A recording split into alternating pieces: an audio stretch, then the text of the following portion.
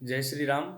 प्रायः आप लोगों ने समाज में देखा होगा कि लोग आपस में जब भी मिलते हैं, एक दूसरे का हाल पूछते हैं, कुशल क्षेम पूछते हैं, तो वे राम राम ही बोलते हैं। एक व्यक्ति ने राम राम बोला तो सामने वाले व्यक्ति ने भी राम राम बोल करके उनको उत्तर दिया।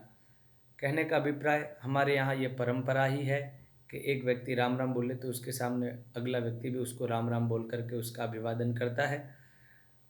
जानने का विषय यह है कि राम राम दो बार क्यों बोला जाता है और राम राम बोलने के पीछे रहस्य क्या है। तो राम शब्द में र जो अक्षर है वह वर्णमाला का 27वां अक्षर है, तथा उसके बाद में जो आ स्वर वर्ण है वह दूसरा स्वर वर्ण है, और म जो शब्द है वह वर्णमाला का 25वां अक्षर है। तो वर्णमाला में कौन सा अक्षर किस स्थान पर है, इनका जोड़ करने पर, जैसे र 27वां अक्षर है तो 27, आ स्वर वर्ण का दूसरा अक्षर है तो +2, और म 25वां अक्षर है वर्णमाला का तो +25, तो कुल उनका योग हो गया 54। तो एक राम बोलने पर 54 की संख्या सामने आती है, और दो बार राम राम बोलने पर 54 + 54 108 होते हैं। और आप जानते हैं कि माला में भी मन के 108 होते हैं। 108 का मतलब भगवान की जो है एक माला, उनके नाम जप की, उनके मंत्र जप की एक माला 108 मंत्रों की 108 योग से बनती है। तो दो बार राम राम बोलने से एक माला जपने जितना पुण्य प्राप्त होता है। मतलब दो बार राम राम बोलने से उनके कितने भी संख्या पर जो वर्ण है उस क्रम के जोड़ से 54 दो बार हो जाते हैं।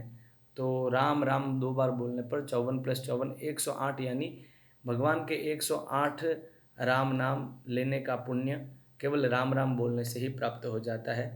तो ये कारण है राम राम बोला जाना। दूसरा, रामचरितमानस में भी कहा गया है कि राम राम कहिजे जमुहाई, तिनहि न पाप पुंज समुहाई। अर्थात जो राम राम बोल करके उबासी भी लेता है, जम्भाई भी लेता है, तो उसके सारे पाप समाप्त हो जाते हैं, नष्ट हो जाते हैं। चाहे कितने ही पाप हो, सबको नष्ट होना ही पड़ता है। और रामचरितमानस में अन्यत्र कहा कि राम नाम मणिदीप धरु, जी हाँ दे हरिद्वार, तुलसी भीतर बाहिर हूँ, जो चाहसी उजियार। कहा कि राम नाम मणिदीप धरूं। तुलसीदास जी ने बहुत सुंदर यहाँ पर एक स्थिति के माध्यम से, एक दृष्टांत के माध्यम से बताया कि जी हाँ दे हरिद्वार, जैसे घर के भीतर और बाहर प्रकाश फैलाने के लिए घर में प्रायः लोग देहली पर दीपक रखते हैं, ताकि उससे घर के बाहर और घर के भीतर दोनों जगह प्रकाश हो सके। तो उसी प्रकार राम नाम मणिदीप, ये राम नाम रूपी जो दीपक है वह भी इस शरीर रूपी घर की जो दहली है, हमारा ये शरीर एक घर है, एक मकान है, तो इसकी दहली हो गई जिह्वा। तो राम नाम रूपी जो दीपक है वो हमें शरीर रूपी घर की दहली पर रखना है, अर्थात हमें जिह्वा पर रखना है।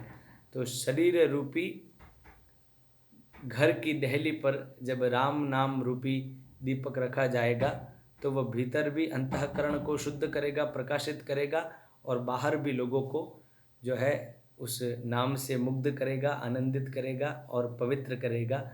तो ये भी भीतर और बाहर दोनों उजाला करने वाला नाम है, हमारे जीवन के अंदर प्रकाश करने वाला, बाहर भी लोगों को आनंदित करने वाला और सभी पापों को नष्ट करने वाला ये नाम है, पतित पावन नाम है। इसलिए ये राम नाम की बड़ी महिमा है, और लोगों को राम राम बोलने का ये जो पुण्य है अत्यधिक मिलता ही रहे, इसलिए ये परंपरा हमारे यहाँ चल पड़ी कि कोई भी कभी भी मिलता है तो राम राम राम राम राम राम, कैसे हैं जी, राम राम क्या हाल है जी, राम राम आप बहुत दिन हो गए मिले नहीं, मिलते हैं तो राम राम और बिछड़ते हैं तो राम राम। तो इससे होता ये है कि व्यक्ति के जो है जिह्वा भी पवित्र होती है, मन पवित्र होता है, अंतःकरण शुद्ध होता है, और वह सतत राम नाम के आश्रित होकर के उसका जीवन भी एकदम सुंदर और उज्जवल हो जाता है।